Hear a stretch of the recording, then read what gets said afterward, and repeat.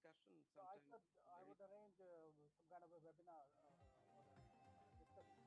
please. Yeah, So that yeah. Okay, folks, it is 10 o'clock. Should we start? Yeah, I think we should start now.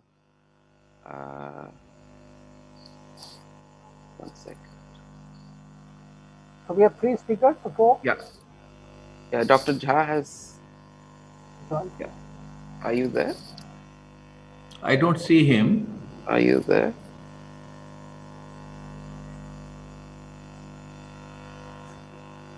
We should start.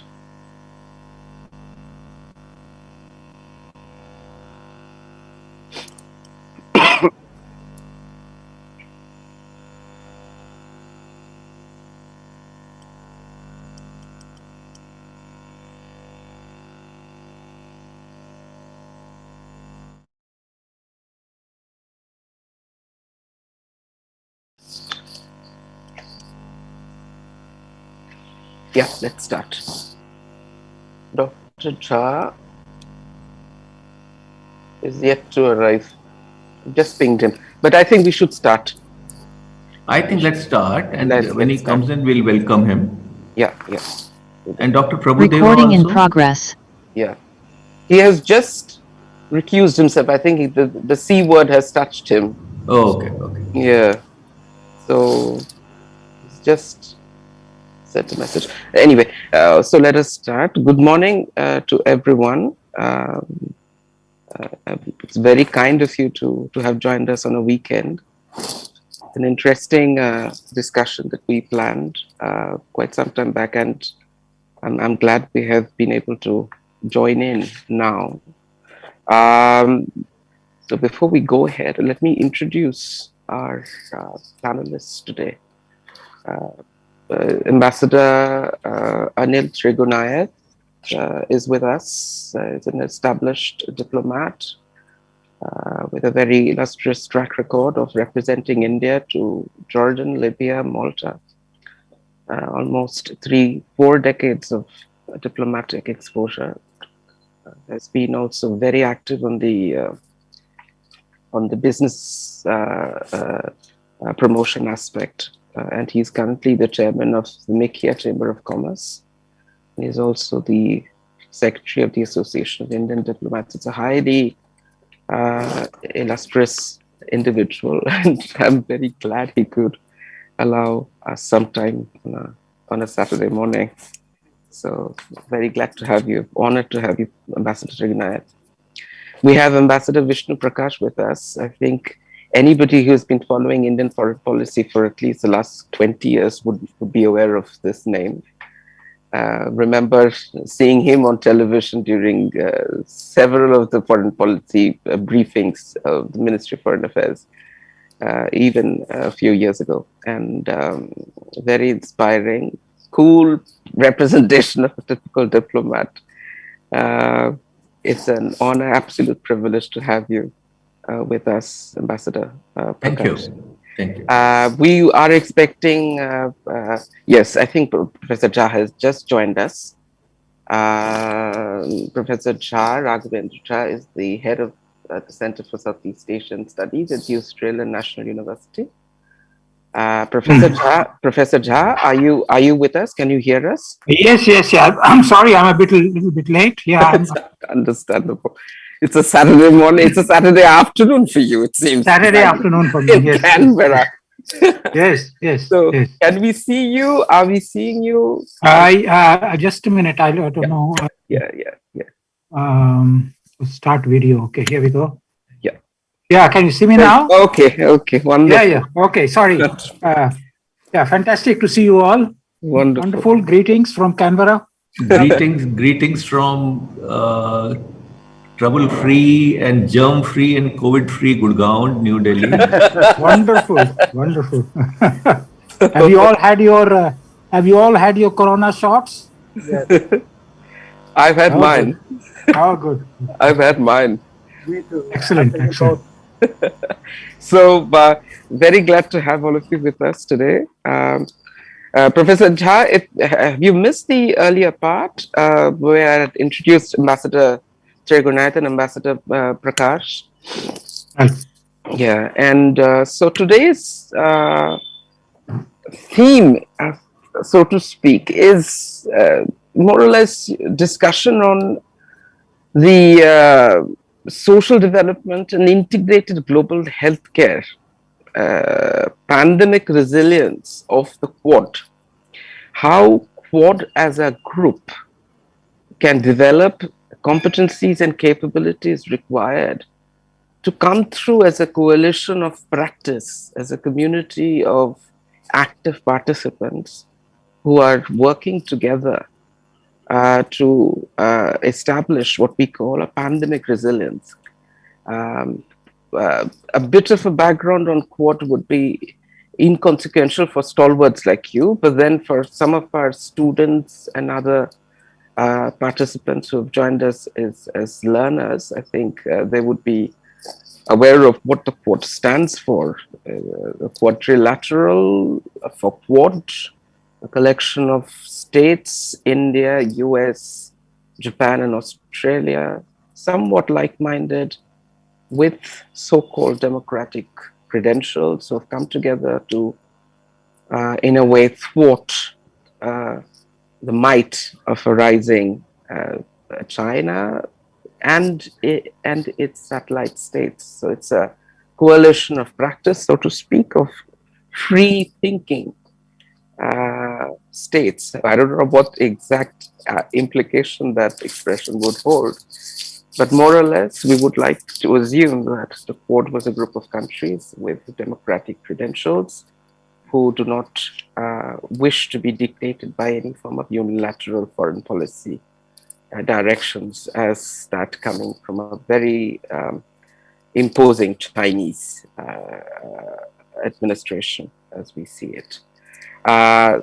Without going into too much of discussion on the origin of the COVID virus, the usual conspiracy theories, what led to the current crisis, and again, I think that would take a long, long time for all of us to discuss. I think what we intend to do is to try and take this discussion into a constructive mode.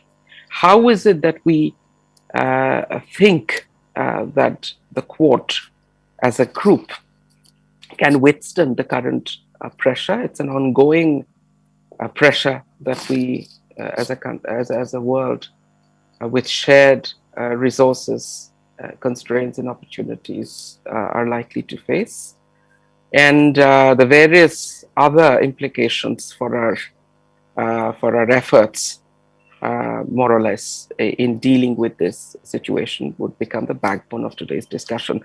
As I progress, there's a very small introduction on the ICA Institute I thought I should share here. We are a non-partisan think tank. We were established almost three decades ago. We're based originally out of the Emory University, led by Professor Jagdish Seth.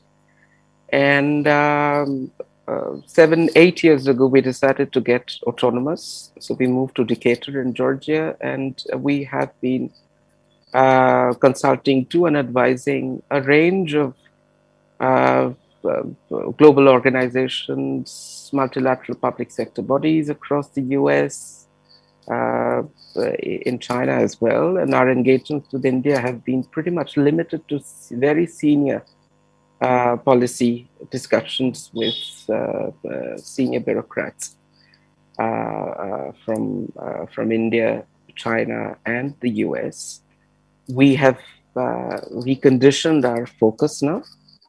We are moving ahead and looking at the Quad as the new so-called community of power and activism, as opposed to our initial doctrine of the India, China, America triad, which would make determinations on foreign policy for the 21st century. We believe that that idea will take some time to flourish given the current situation. So ICA Institute has teamed up with the IFIM in Bangalore. IFIM in Bangalore happens to be the India partner for the ICA India chapter. And so we intend to organize executive training, development, and a whole host of research-led initiatives between India, Australia, US, and Japan as we establish our India chapter here in the month of June. So today it is an occasion to inaugurate that process. And with this, I think let me forward the discussion grounds um, to our panelists to kindly share their thoughts on what they think the Quad as a group can do in the current pandemic situation, with a special focus on whether or not pandemic resilience and proactive healthcare policies can be crafted by this community of nations that aspire to come together as a coalition of practice. What are the essential requirements that they believe that this group needs to implement at the structural as well as the functional level to even begin to be seen as though they were doing things the right way? There's a bit of a difference between being a group and being a group in action. So beyond the ceremony of the Quad and the various dictional formulations, what is it that the Quad can bring together to demonstrate their readiness to deal with the current situation forthright with the spirit that it requires? So with this, I think I leave the discussion platform to our esteemed panelists. So starting with Ambassador Trigunayat, if you can kindly share your thoughts on what you thought was lacking and where you thought were the initial steps taken. Thank you, Amlan, for this invitation. And as you mentioned, ICA is very interestingly, it was India, China, America that it stands for perhaps. And for this very important series of dialogue that is beginning. And it is a great pleasure for me to be with the distinguished panel, especially Professor Jha and my dear friend, Ambassador Vishnu Prakash. Thank you also for focusing on one of the most important and relevant issues of our time. As the world is struggling to survive this fate of COVID-19, mutating faster than the solution. Supply chains have been disrupted, and Chinese intransigence and arrogance have increased with this wolf warrior diplomacy. So Quad is an effort by democracies to gear up and try and develop reliable and resilient value and supply chains with less dependence on a single source that could occasionally turn blue. Our talks of a COVID bioweapon mischief are pretty commonplace now. Vaccine equity has been missing. And last week at the Paris conference on Africa, the South African president spoke of vaccine imperialism. Vaccine diplomacy and geopolitics cannot be divorced. That's a fact.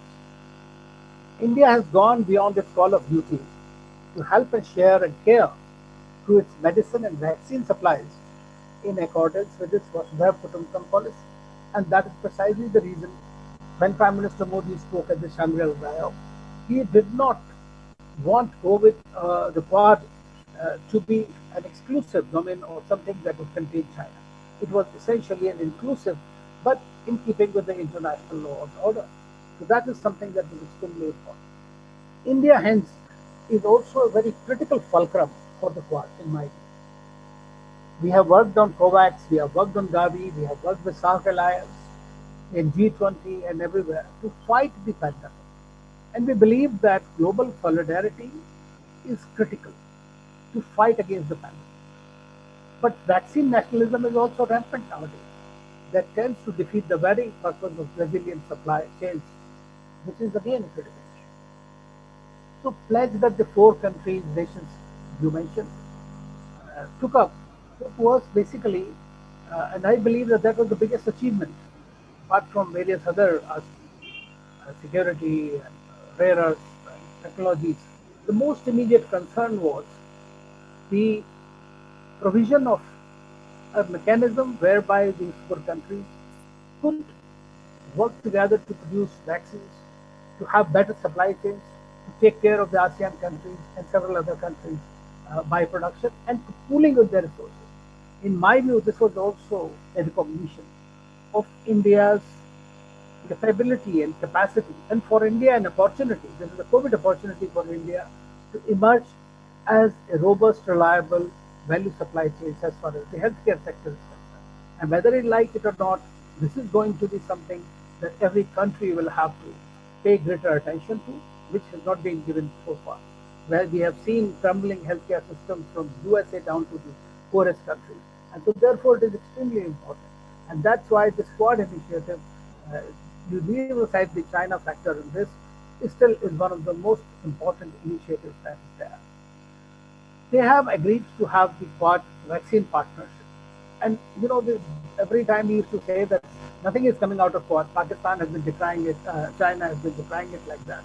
Nobody was bothered about Quad, but they always talk about some kind of a talk shop or just the imagination of the world. But this Quad vaccine partnership at this particular time has become a landmark development in our relations. Similarly, the Resilient Supply Chains Initiative between Japan, India, and Australia, among those three countries, also aims to rewire the global value supply chain, which will be a little less dependent on China, because today everything happens to be China-centric, whether we like it or we don't like it. Therefore, I feel that it is extremely important, and you know that this was not merely a statement or a meeting just like that. There was a fact sheet that was attached to the statement that was issued. That means there was a blueprint, a plan exactly how they are going to move forward in developing these chains and developing new. For example, if the US decided that they will make 1 billion J&J vaccines in India, manufacture them, they identified a Hyderabad-based company. They also tried to say that Australia will provide the funding, and that Japan is providing the logistical facility. Each of them have committed certain funding. So therefore, there is very much. And last month or so, I read somewhere that they said that this is very much on track. But in the meantime, what we have seen that when India was suffering from its second serious wave, which has been devastating, the first reaction of the Americans to supply the ingredients, or for that matter, for our AstraZeneca vaccine, was couched under their own national requirements. However, they've come around very quickly, and then they started supplying whatever was required in a very, very, very fast manner, I would say. So that is shows also there's some kind of a deficit. I mean, frankly, when we are a strategic partner, at that time, a lot of people tend to think that what kind of a strategic partnership it is when we are not able to stand for one another where it is required very much. So that was something that I believe that it has been addressed now, and this would provide the Biden administration a little more leeway. Today, as we speak, our Foreign Minister, Dr. Jayadeva, is in the USA. He has been talking to the US that they have roughly about 300 million additional vaccine doses, even after looking after their 12 to 18 years old population, depending on the WHO requirements and on their own statements, it says that there are more than 60 to 80 million vaccines. So to get some vaccines out of AstraZeneca, they will not use it themselves. And therefore, it is something that we are doing. So it should have automatically come from them, whether to go to COVAX or the bilateral or something like that.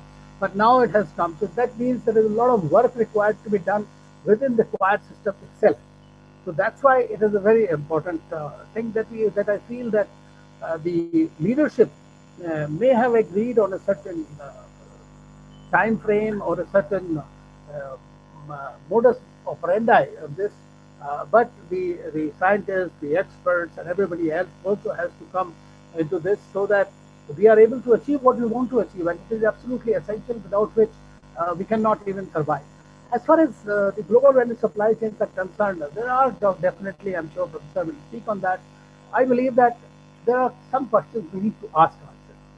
Number one, whether the supply chain is able to quickly detect and respond to crisis. That is very important for any supply chain to be reliable and robust. Are we using the digital technologies to improve supply chain resilience? That is also something very important. And how can we really integrate and apply the larger elements of a solid supply chain foundation to acquire the kind of agility that we need? So since the COVID-19 crisis exposed the vulnerabilities of all supply chains engineered primarily for cost and speed, these supply chain models were not flexible enough, as we have seen, to detect and respond to volatile changes in supply and demand. So therefore, the decision makers were unable to take or adapt to the conditions quickly. And that's what is something that we need to work together. India is also working closely with New Zealand, with Vietnam, with South Korea to combat the pandemic. And several of them have good success stories and best practices. For example, New Zealand stands out. Vietnam has done amazingly well. We need to learn from each one as to how this robust response system with synergies and the joint action can be combined together to fight this pandemic. Then, as you know, that we have had problems with getting raw materials for making vaccines, and it is a fact that the vaccine is not something that is manufactured by one country. For every country that we have seen that there are several countries that are involved. Even for Pfizer, there are 19 countries that are involved. For India's Covaxin, there are about 30 countries from where we need to get the ingredients.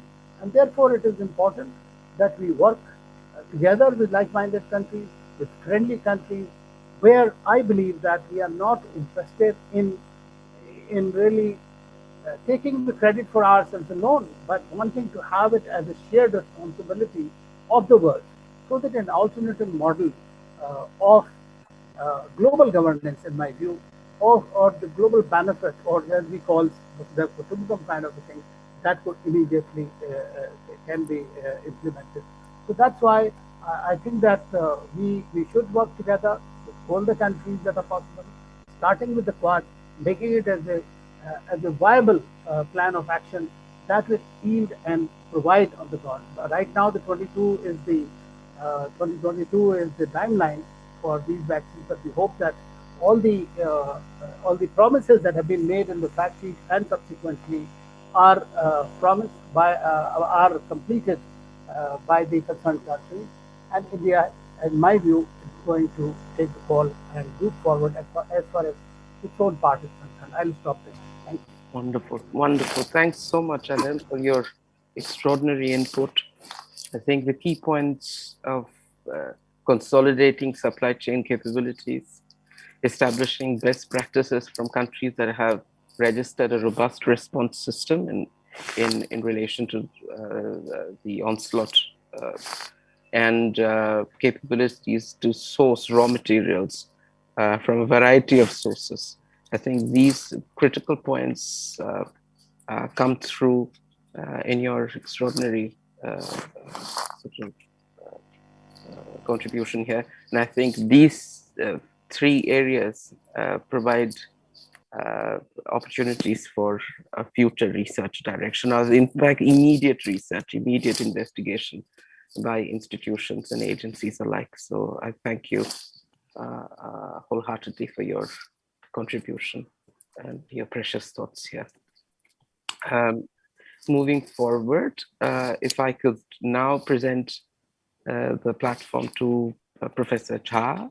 Professor Jha, if you can kindly share your thoughts as to what you thought were the capabilities and competencies of the Quad as of now, and what do you think was needed in terms of a composite, a shared response by the Quad as a group to mitigate the effects of the COVID crisis.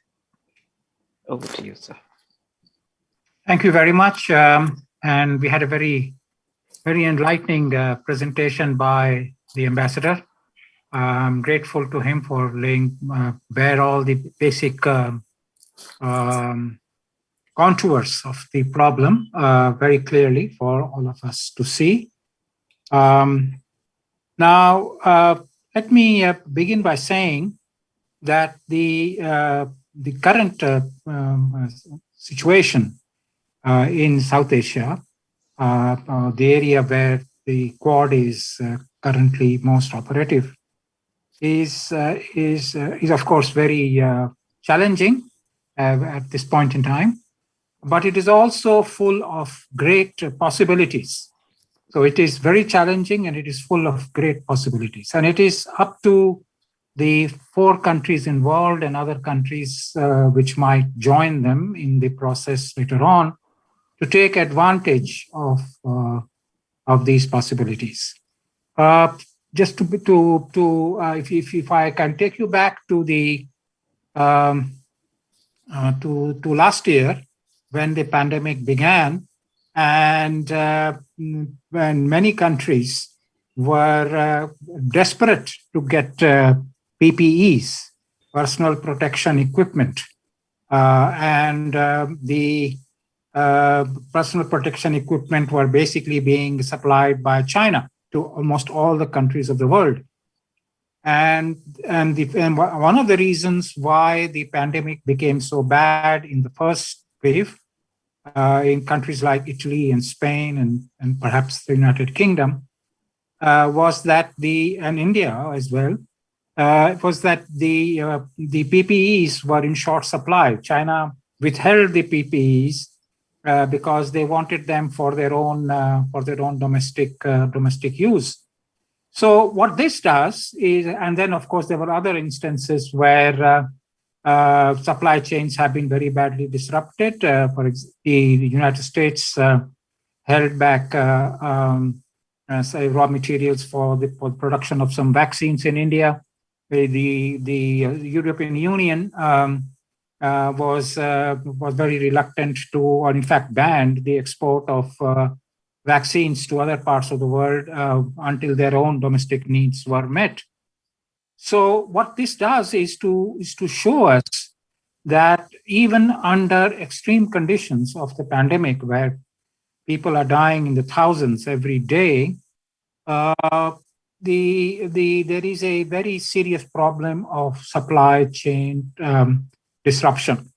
So there is a very serious intellectual challenge, and this is where I think it is very important for economists to understand that the economists who argue in favor of free and unhindered trade continuously from all parts of the world without bothering about where the goods come from, intermediate or final goods come from, they need to come out of their silos and recognize that there is an important international security dimension to economic policy and economic analysis. So there is, I think, a very important need to examine the spillovers from the study of economics or trade policy to the study of international security and vice versa. Okay, the two have too long been kept in separate silos, and I think that is the one thing that this pandemic experience has exposed is that the silos need to be broken, and we need to talk to each other about what is going on.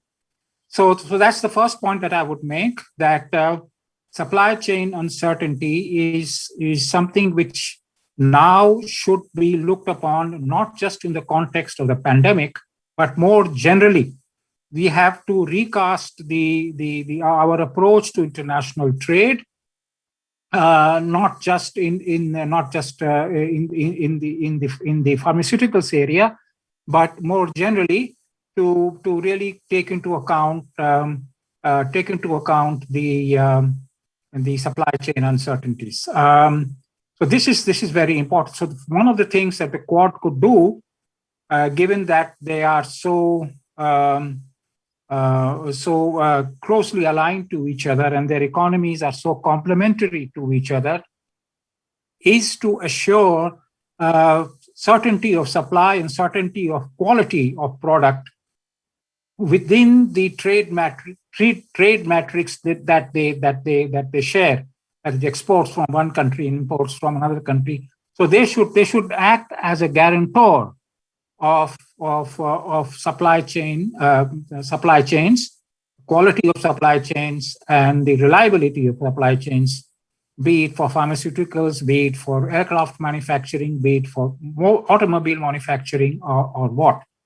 Now, if that leads to some kind of semblance of a more benign free trade area of free trade negotiations between these countries, then so be it.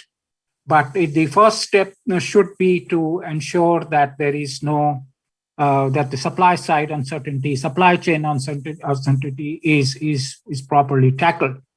You might remember that not only were the PPEs not available from China, but many of the PPEs that were sent were actually quite defective, and they were returned by many European countries because these were not operative. So it is very important to do that, to make sure that the supply chains are operative, and take a broader international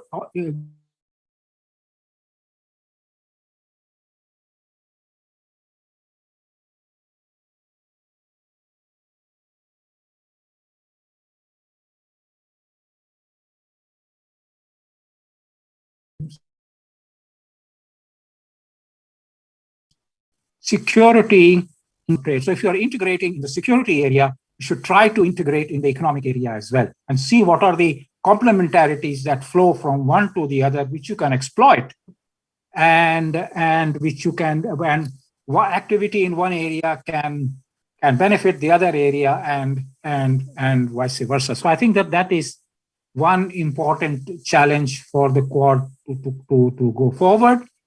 The second important challenge is one of narrative, and this is very important, because China has been able to sell its narrative to various countries, particularly in Southeast Asia. If you there are two distinguished ambassadors in the panel, so I feel hesitant to speak about such issues, but I'll venture nevertheless, because there is a serious problem of not being able to address the narrative challenge that China has put forward, whereby they are saying that, look, democracies are not working, democracies are not meeting the needs of the people. Why don't you come into our embrace? Why don't you subscribe to the Belt and Road Initiative, and let us use debt to manipulate your diplomacy, the debt diplomacy that China has, which a country which I am quite familiar with, Sri Lanka, is really grappling with at the moment. Sri Lanka is having serious problems about the debt in the region. There is Sri Lanka is having serious problems with the debt diplomacy of China. So building up that narrative that, look, democracies are not only vibrant, not only representative, but they are also able to meet the needs of the people, and are able to rescue countries and peoples from situations like the one in which Sri Lanka finds itself, or for that matter, Laos or Cambodia find themselves, and so on. So I think that it is very important to have a international aid initiative by the Quad countries for the smaller countries within the region. So this should be, for example, there should be a way to reschedule the Chinese aid. It should be called aid. It's a loan on pretty high rates of interest, and so that the Quad can help out in that, so that a country which is critical, which would be critical to the simply military or naval aspects of the Quad, that is Sri Lanka, because Sri Lanka is very important to keep Sri Lanka in the picture so far as the Quad is concerned. So, so if they can be weaned away over time from China, if Bangladesh can be supported to withstand Chinese pressure in various areas, I think these things are going to be very useful and very important for the Quad to pursue. So the Quad should also be looking to present an alternative narrative to China, not just the nitty-gritties of trade and investment, but to present an alternative in terms of how it would aid countries like Laos and Cambodia, not just militarily, but economically, how they would reschedule their debt, how they would give them better economic opportunities and encourage them to continue on the democratic path rather than being pursued by China to follow its way. So these are some of my thoughts. I don't know whether I have completed all I have to say, but I'll let it go for the time being, and then we'll talk about this later. Thank you so much, sir. Extraordinary input there as well. I am relishing the different research tropes that you've just laid bare. This area happens to be something that I'm writing a book on at the moment. I particularly like your point in which you've said the current supply chain uncertainty and ability of China to disrupt the supply chain flow, so to speak, needs to be a core initiative of the Quad. I also gather the importance that you've leveraged in terms of recasting the approach to international trade, with the Quad coming forward in some functional terrains as such, when you've mentioned beyond just the free trade mechanism between the Quad nations, that the Quad also comes together to present an alternative to the Chinese narrative, or what we can call an information warfare situation for us, particularly in terms of providing assistance to small countries, for example, Sri Lanka, Bangladesh, Laos, Cambodia, and the rest, to protect them from Chinese debt trap and further fueling the OBOR fashioned hegemony that we are seeing across the extended Indian Ocean. So very strong research directions you've uncovered. I think it could present adequate avenues for anybody doing doctoral studies with reference to the Quad, the investigation of the silos that are present in terms of economic policy making. Just concentrating on the economics is not going to be fruitful in the current situation that was with interplay of foreign policy, with a very strong focus on the Chinese virulence in terms of the information warfare situation we have before us. I mean, I'm quite happy to note here, I think, that the University of Canberra is coming up with a program, particularly on the information warfare initiative at the doctoral level. So I think there's a connect there.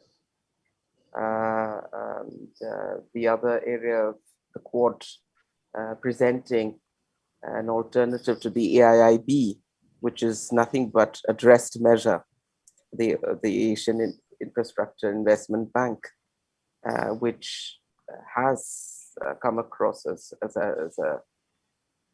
a device to lay the debt trap to smaller countries and then imposing the Chinese policies on smaller countries. And I think if the Quad can come together and establish an alternative to the AIIB, many of the smaller states in the Indian Ocean would be able to sustain the pressures from the dragon.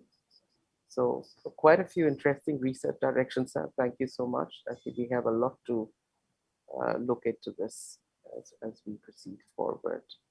I think with this, let me extend the platform to the very distinguished Ambassador Vishnu Prakash. So if you can kindly share your thoughts on what you thought were the competencies and capabilities of the Quad at this moment, and as Ambassador Trigunayat and Professor Jha have shared their thoughts on the lacuna and room for improvement.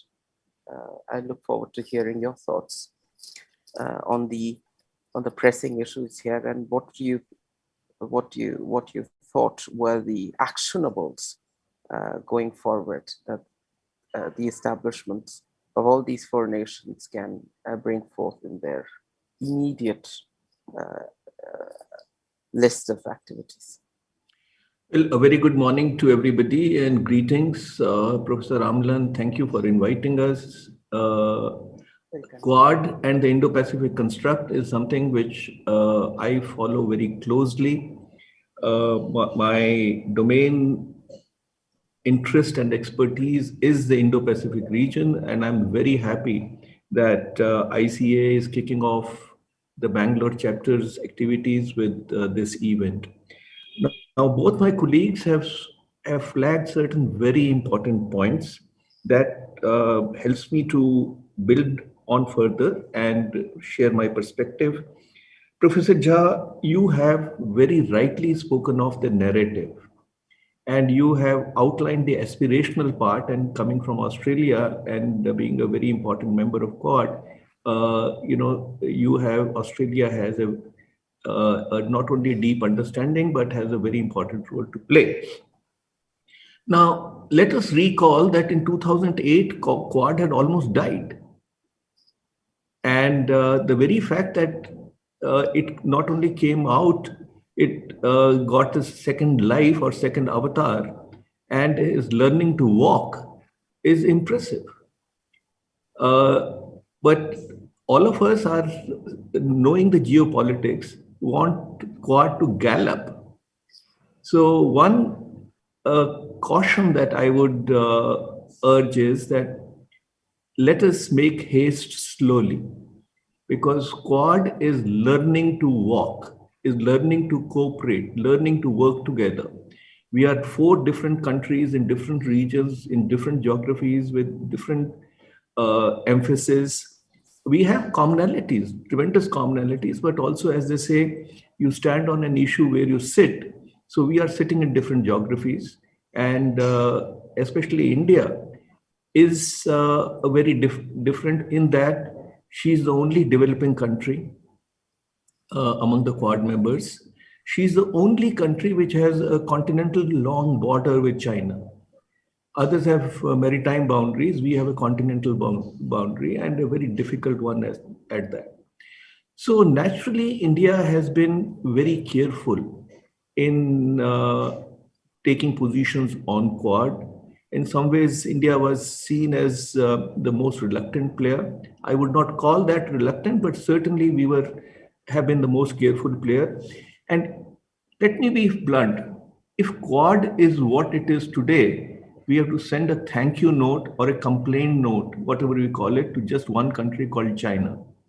But for the Chinese belligerence, but for the Chinese actions, its aspirations, its bullying, this would not have happened. So now the agenda of Quad is evolving, the thinking is evolving. How much can Quad do and what should it be doing? What are the Quad's capabilities? The moment we talk about, I'll come to what the capabilities are, but I mean, the moment we talk about Quad assuming the role of a financer in South Asia, in Southeast Asia, I think we will be getting into territories which may not, which will be very difficult to navigate. I mean, BRI of China is a very potent weapon that they have. The other countries or the first world countries, especially US, Japan, Australia, have tried to come out with the blue dot network, which is not a patch. We do not have the resources or the political will at the moment to play the checkbook game with Quad, with China. And I think that Chinese economic muscle will keep getting flaunted. And countries have no choice but to, at the moment, even genuinely speaking, to engage in BRI because the developmental needs are huge. That they are going to have difficulties later is a different matter. Now, let me come back to the main purpose of Quad. As I see it, the beginning was accidental. There was no coordination in 2004, but an idea germinated. And the main uh, glue is maritime security, FOIP. Now, the other dynamic is, and I'm going to link it with that, that the unfavorable opinion of China is very high today.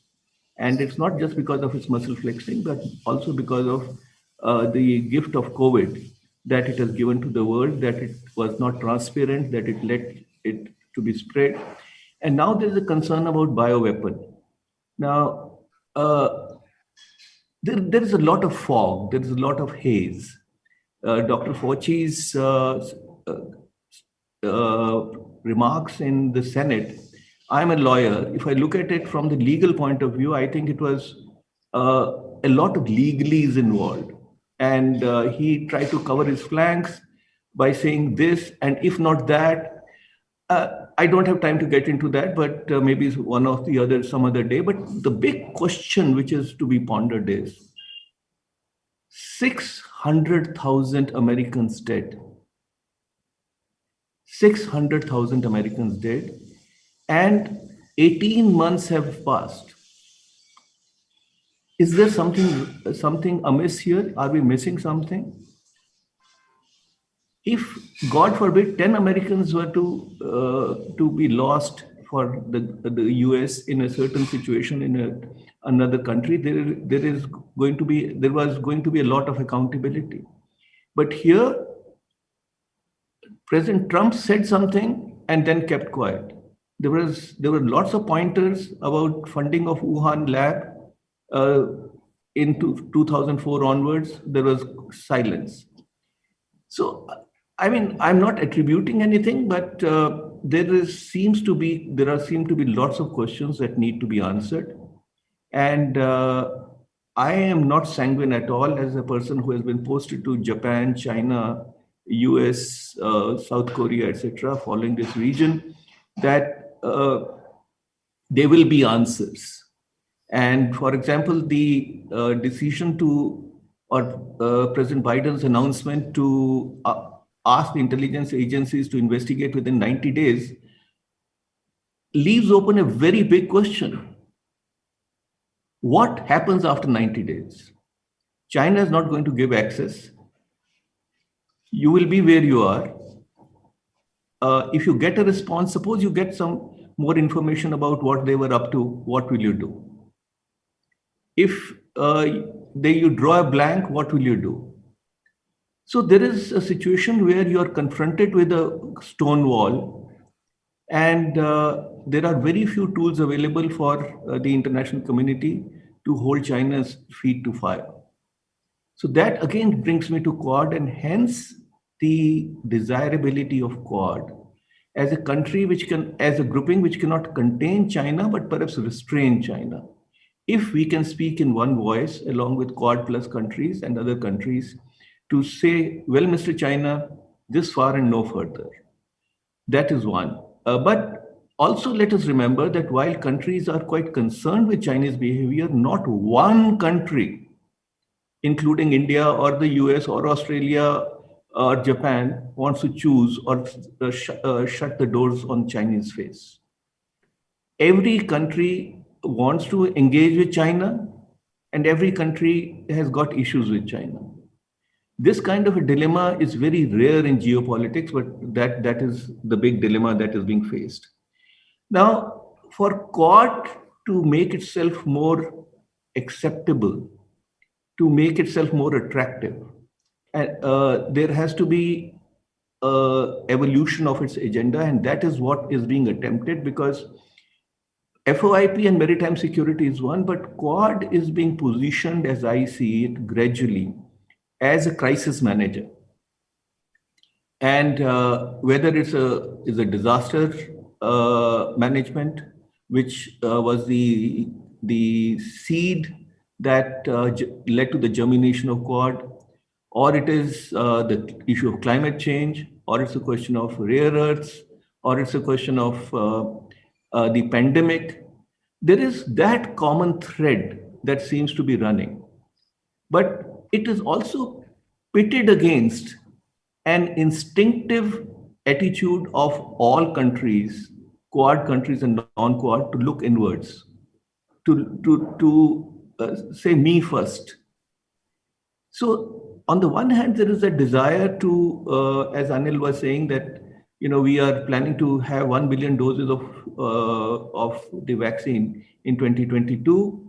So, but then what about the supply chain? What about the pipe, which brings in components and APIs and things, and that is choked. So on the one hand, we absolutely need to have the supply chain going.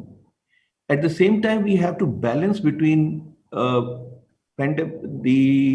vaccine nationalism and vaccine equity. It's believed that a number of developing countries will not see the first shot before 2023. And there are countries, I don't want to name them, which have booked or got 4 times the requirement of the vaccine because they have the financial power. There are countries which have stocks of vaccine, which they are not going to use, which are not allowed or has not been cleared for use. So I'm very optimistic about Quad, but their abilities are developing. A habit to cooperate will hopefully develop. The need for going beyond the national requirements, certainly, and as a practitioner, let me be very clear. National requirements will take precedence. No country will reach out to another unless its own requirements are met. But will we have the vision? That's a question. Will we have the vision of not ensuring ourselves or over-insuring ourselves against any eventuality and say, let us strike a reasonable balance, is the million-dollar question. India had tried it. Things have not worked out, but that does not mean that our approach, we'll change our approach. We are not likely to change our approach. But to sum up, global challenges can only bring about global solutions. And it is the open societies which are best placed to offer global solutions. And I cannot think of a better grouping than Quad at the moment. The Quad habit is catching on. We have countries which are wanting to be associated with Quad, and we should certainly have issue-based cooperation. And it is only when countries work together that solutions will be found. But whether solutions will be found tomorrow, I'm not so sure. My only caution is that we should be very frugal, reticent in overloading Quad agenda. That is the best way to suffocate the child. Thank you. Wonderful. Wonderful. Thanks a lot for addressing some very interesting research directions here, I think. This is again another repository for ongoing and future research for anybody interested in this area.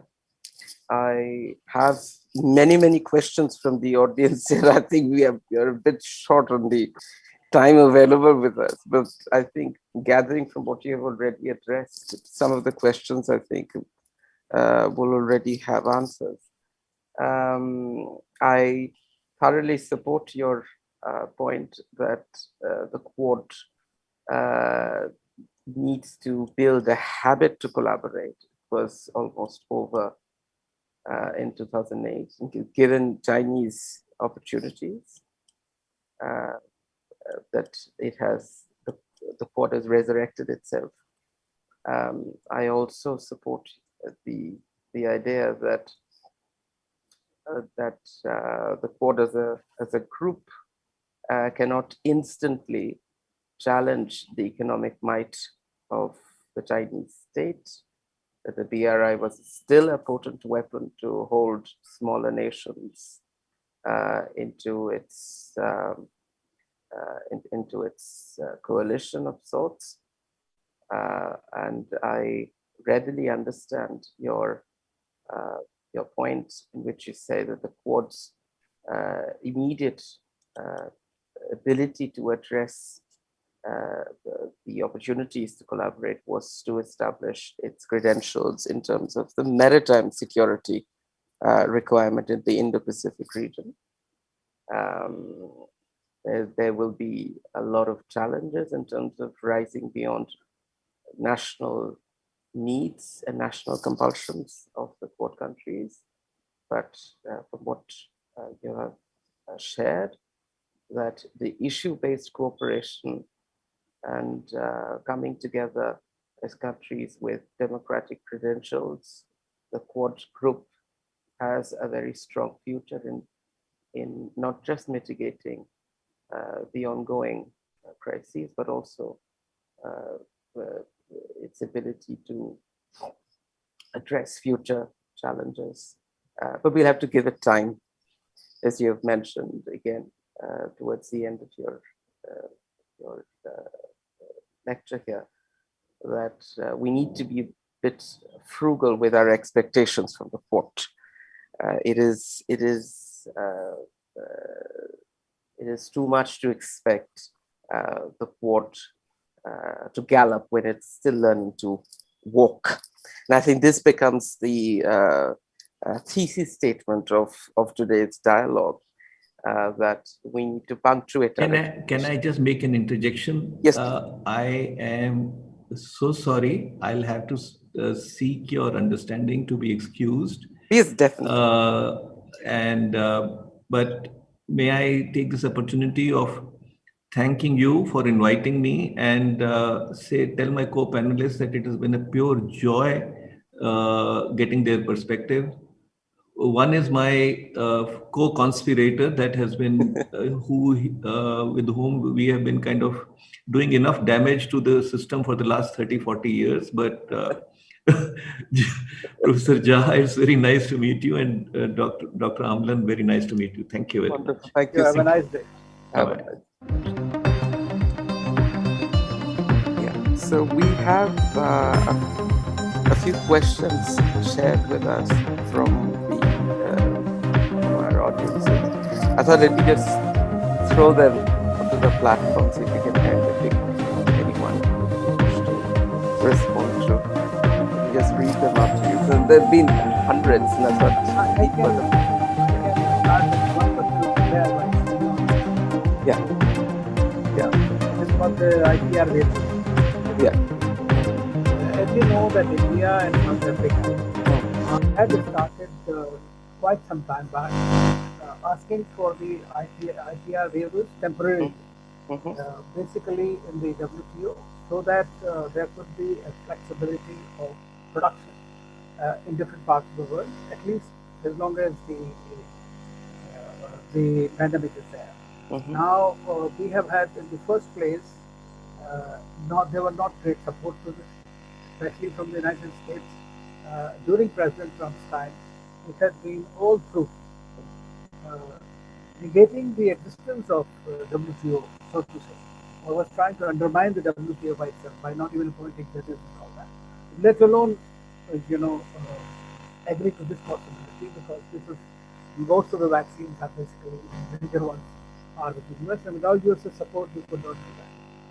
But fortunately, under the Biden administration, they have now agreed to support India's and South Africa's proposal. So the new proposal is being framed now in accordance with discussions with the US. That is one.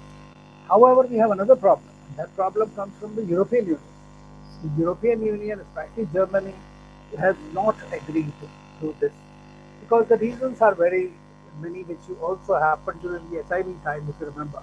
Exactly same reasons are being adduced, that they won't have capacity to produce. There would be, even if the technology starts first, they won't have the expertise to carry forward and all that.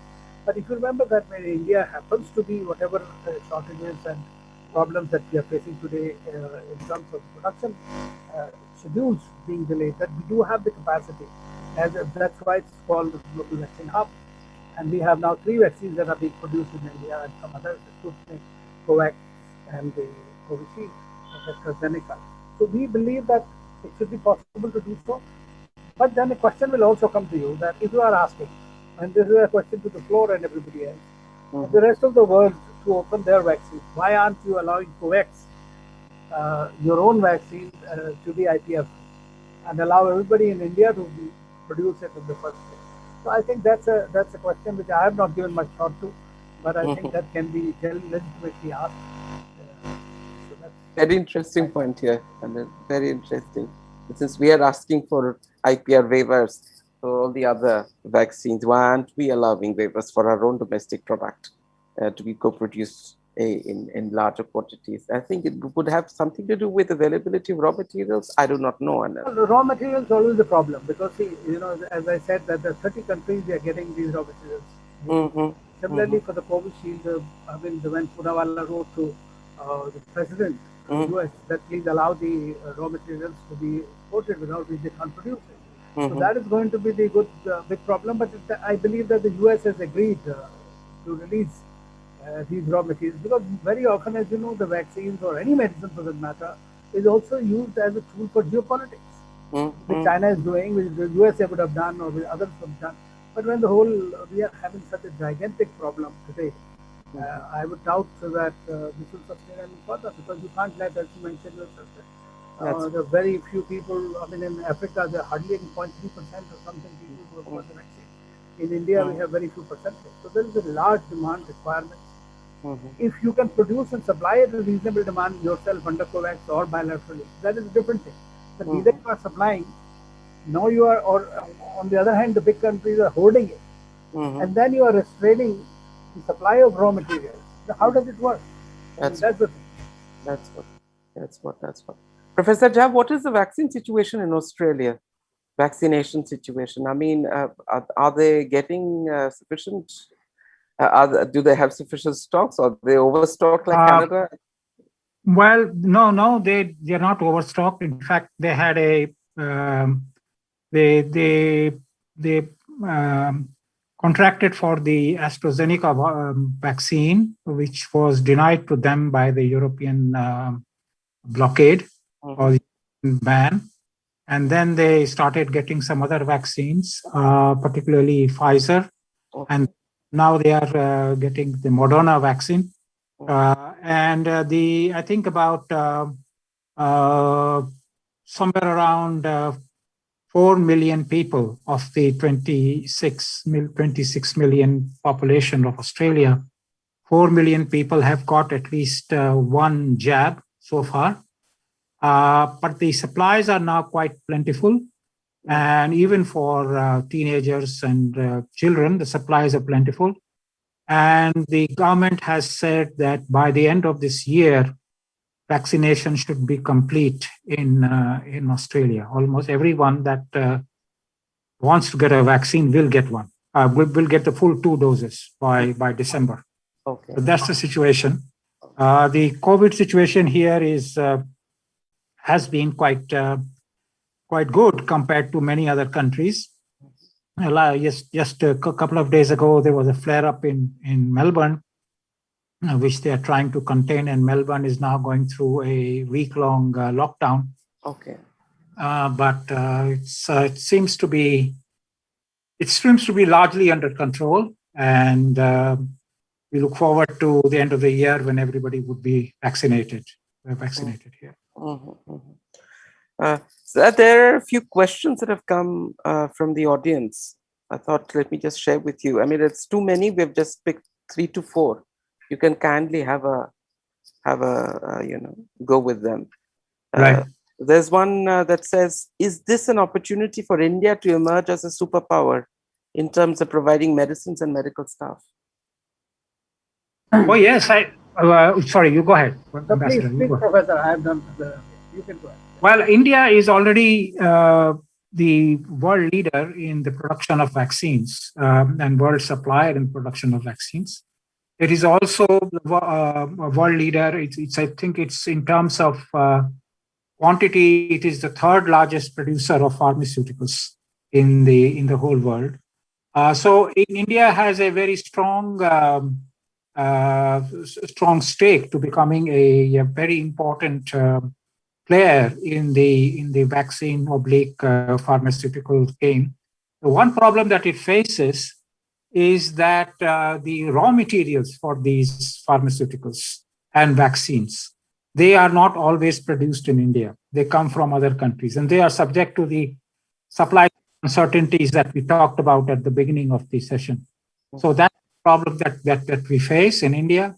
But I think that once the second phase is truly over in India, we will be well on our way to making good on some of the promise that we have. Ambassador, what's your opinion? Yeah, I fully agree with Professor. You see, there one has to see 2 things. One is the capability, and second is the attitude. And of course, APIs and everything is problematic. That's why the whole idea of the quiet vaccine support initiative, which has come about, and hopefully that will work.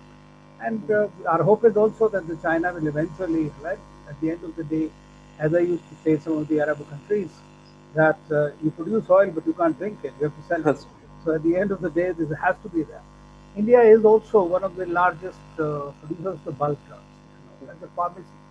And in that sense, and producing, even though we had the IPR issues with some of the companies, in Africa and different countries, it was India's existence through the pharmaceuticals that we provided, whether it was the AIDS or the other diseases, that the people were able to survive. I mean, that was something. And that's precisely what India did. You have developed this kind of a narrative about yourself that when you needed, the government needed, like in the beginning when hydroxychloroquine and all those kind of things were required. Even though we had our own challenges, we supplied to nearly 150 countries. And no wonder the Brazilian president calls this as a Sanjeevani booty from India. You know, that makes it. Vaccine, similarly, 95 countries, you have supplied more than 65 million vaccines. So you do have the capacity. And in my view, as I said in my earlier comments, that the pandemic, in my view, has come as an opportunity for India to emerge, to at least have one global value supply chain as far as the pharmaceuticals and the healthcare sector. The other question that's come is, what's the way forward for, I mean, that it's related to Quad, and I think we've covered that. I mean, what's the way forward for Quad and for India to make us to establish a stronger presence? I think we've covered in the course of your discussions here that the Quad, we need to calibrate our expectations in terms of what we expect the Quad to deliver readily. It is still a work in progress, and India being the only country with the largest land borders with China, and our history of reticence with regards to loud foreign policy pronouncements vis-a-vis China. We, as external audiences, we'll have to be a bit more calibrated in our expectations of how soon the Quad can affront, so to speak, the Chinese presence in the current scheme of affairs. The other question, how can a stronger role in the Quad help us roll, I think roll as in for India, can help us combat the danger of the angry dragon. I mean, the dragon is always busting out fumes. I understand where this would have come out from. I think you both of you have already addressed this issue, is that we'll have to pick our pieces together one by one, and the angry dragon will be thwarted one day or the other for whoever has drafted this question. We will come through, we will prevail. Anger cannot prevail anger. Calm prevails anger, so we'll have to work towards that objective. The other question here is, post the pandemic, will we see a shift in global superpowers and the international landscape? I think it's something could be our final question as we take this up to both of you, Professor and Ambassador. If you can kindly share your thoughts. What do you think, whether there will be a shift of so-called global power regimes once we are out of this current crisis? Yeah, please go ahead. Well, Amlan, it's already happening. Now we are, in my view, we are looking at, if you look at purely in the real politics sense, we are already witnessing sort of a Cold War 2.0 with a great difference. The next war is not going to be the war of the war for the physical space. It has to be a technological domain, and that is what is going to define the relationship between number one and number two. In my view, China really jumped the gun by trying to claim its rightful place rather too soon, and that too during the pandemic time, when its credibility is at risk. But China will eventually reach there. There is no doubt about it, unless, in my view, unless there is an internal implosion within the country. I mean, that is something different that nobody can say today. But if that happens, then it's a different scenario. But my problem today with the US, because it's essentially a trilateral world in a way, you can say. The problem with the US is that by US policies, what it is adopting today, it is putting China and Russia together in the whole domain. And that is a worrying sign, in my view, because in both the countries, we are talking of FOIP in the Indo-Pacific, free navigation. Now you are going to have the similar kind of a situation in the Arctic between Russia and the US or the European countries. So what we are looking forward is not a very peaceful kind of a coexistence among the countries, but a constant hostile competition, in my view. That's how I look at it. And where India, of course, and as rightly mentioned, you mentioned it, Hindi mein bolte hain ki kheer thandi karke khani chahiye. Yeah. As far as China is concerned, I think we need to be a little cautious, because we have always followed the policy of cooperation with competition. And that is the policy now the US is following, everybody else is following. But we have to watch the new, I would say, the new kind of dynamism of the global equations that are emerging, whether in the Middle East or anywhere else. For example, if the JCPOA in the Middle East does not happen, or it continues, you might see the emergence of something I call cryptic, that is China, Russia, Iran, Pakistan, Turkey, and Qatar. So that would be a straight challenge to the Western power chains. So we are looking at a very an evolution where it is difficult to predict, but a lot will depend on how China behaves. You know, in this sense. Thank you. Of course, we can have another conference on that. Of course. So, your thoughts?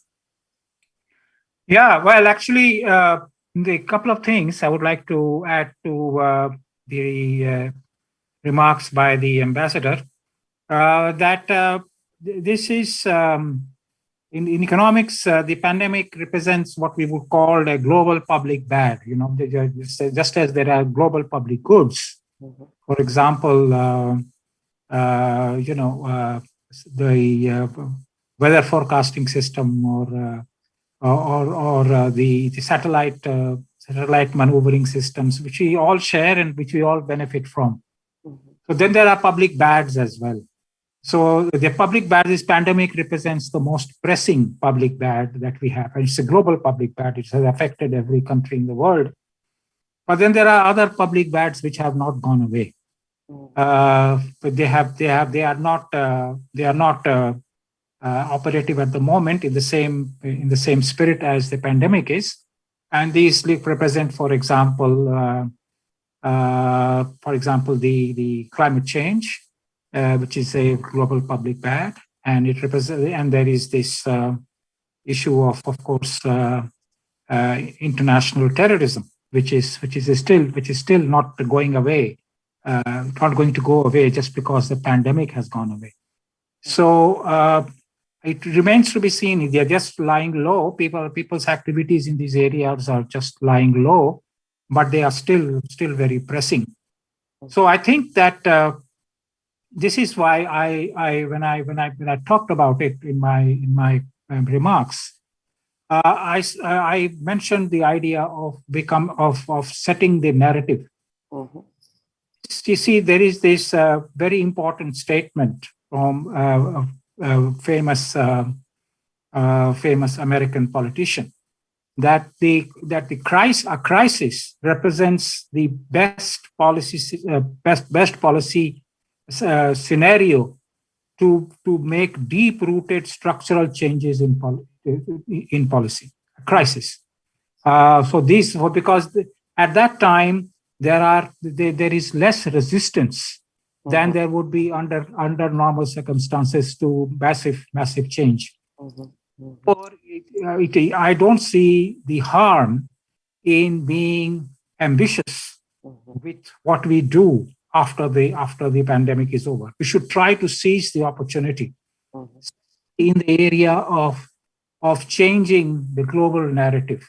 Okay, clearly the American view of the world, the American view of American exceptionalism, that is all over, and I think the Americans recognize it.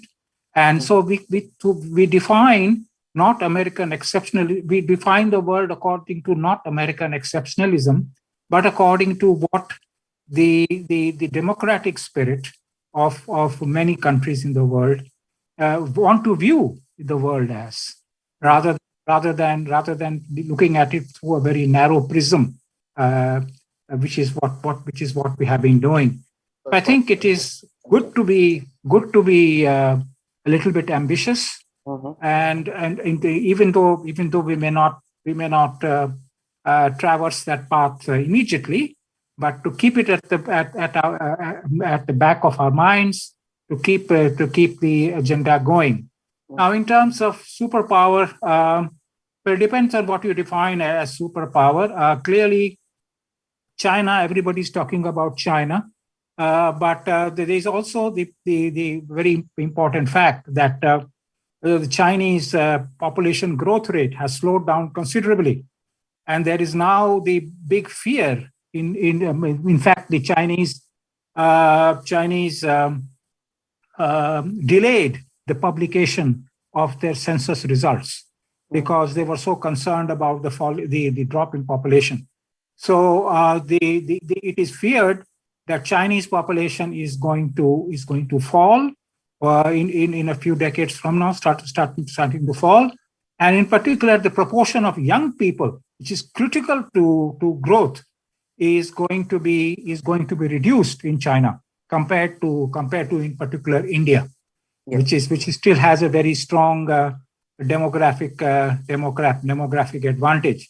So I think that to assume that China will necessarily become the world's dominant power after the pandemic, or say 5-10 years after the pandemic, is I think maybe a little bit premature, and we should hold comment on that and see how things evolve. But the drop, and there's a big widespread fear in China that China will become old before it becomes rich. So Chinese per capita income will not reach the levels that South Korea or Japan have attained.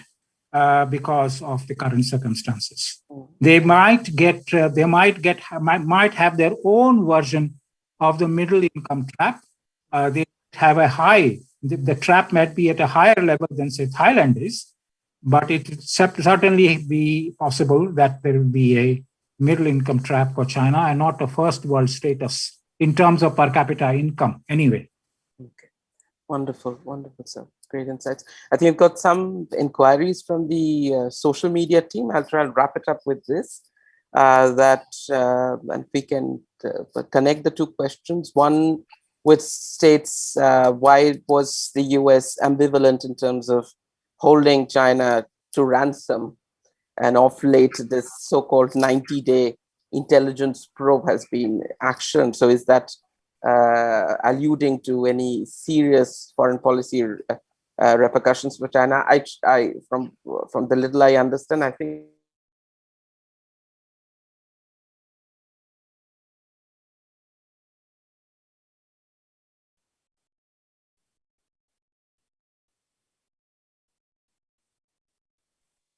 are we together? Yeah, you dropped out for a minute, but we are all. Yeah, I think this point was already addressed by both the ambassadors and Professor Ta, that to expect the US to go full front on a full frontal rampage with China, it's almost nigh on impossible to imagine that kind of a situation as of now. And the other was, we're expecting, there's a question that's from the social media that's come forth, says that yesterday the union minister declared that we'll have 216 crore doses of vaccine, with over 105 crore citizens receiving the jab by December. Is that at all a realistic expectation? So I think that will be our closing question today as we wrap this up. Ambassador and Professor. As far as India's estimates are concerned, they are dependent on a couple of things. One is that Sputnik manufacturing will begin in June, July. Okay. The Covaxin is going to expand, which is what they are projecting at the moment. Likewise, the Covishield has also given certain estimates. So these estimates are dependent on 2 or 3 things. One is your domestic supply or production capacities. Because as you know that Sputnik has given, I think, authority to 3 or 4 or 5 companies to produce in India. So it takes some time, but Panacea Biotech and Reddy's and all the big ones, they are involved in this. So the production will definitely increase. Then imports also, as I said, that minister is there, so he might get 30-40 million doses to India. Of course, that is also going to as well. So I do not doubt the statistics per se. It could be 10% here, 10% there, that is possibility. But what is worrying for me is also 2 things. One is that we do not have the healthcare infrastructure in the rural areas. And next wave is going to be in the rural areas. So unless it is picked up there in that sense, and the vaccination schedules are made on a realistic assessment. For example, what we saw that from 1st May, everybody above the age of 15, while you did not have adequate stocks. So that is the kind of thing, or flip-flop, that the states should procure directly and the center will do that. Those are the kind of policy addresses will have to be made, because those are extremely important decisions. And they can't be left to the whims of so many people. Professor, what do you think we'll be able to manage our timeline? From this distance, very hard for me to make a firm statement on that, except to say that I don't doubt at all India's capacity to produce a lot of vaccines. But what I have some concerns about is the fact that there's a report of a lot of wastage of vaccines in many parts of the country. That is concerning. So that may be the gross supply of vaccines available by the end of the year. May well be the gross supply of vaccines, but may not be the actual supply in terms of the vaccines that are actually delivered into arms. So there's a very important need to ensure that vaccines are not wasted. How that will be managed, of course, is an operational question into which I don't have any insight. So, So I think with this, we come to the end of our discussion today. I think we've covered a very, very long list of areas by all our distinguished, esteemed panelists. We have come to the opinion that the court is pretty much work in progress. We need to calibrate our expectations on what can deliver as a group immediately. But what we have built our unanimous opinion is that the court has every potential to rise up to the challenges of a very imposing dragon, to use the word. In terms of India's capabilities, emerging as a vaccine hub, I think after we have met our internal requirements, I think that then we will be in a position to make an assessment how much of a supplier we can be to the global situation. So once again, punctuating our expectations. And thank you so much for your time on this Saturday afternoon. I think it was an exceptional. Thank you. Nice to talk to you. Pleasure, privilege, and that's such a short note. Anil and Professor Jha, please, thanks from the core of my heart. There'll be several future programs where we'll do executive training and related events, and then we will have separate discussions on how we can try and get your expertise on those. Thank you. Thank you so much. Thanks once again. Thanks. Thank you. Thank you so much. With this, we close this. Have a very good day.